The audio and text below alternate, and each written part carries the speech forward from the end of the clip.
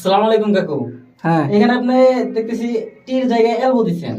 হুম। তো এই টিটা এদিকে দিলেই তো আপনার এলবোটা না দিলেও চলতো না। এই যে জায়গাটা যে দেখতেছো বুঝছো, জি। এখানে তুমি বলতেছো যে বসো, এখানে তুমি বলতেছো যে এখানে এলবো না দিয়ে এখানে সরাসরি টি দিলেই হয়তো।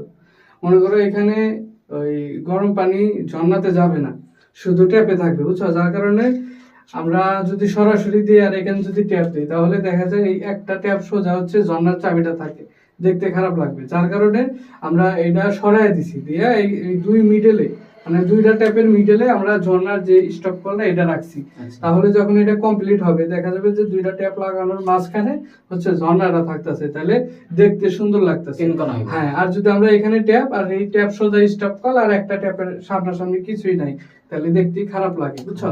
যার কারণে এইভাবে করা হয়েছে। আর এবং এইখানে হচ্ছে তোমার দুইটা ট্যাপেই মিক্সার সিস্টেম করবে আর কি, মিক্সার যেগুলা গরম পানি, তো এটা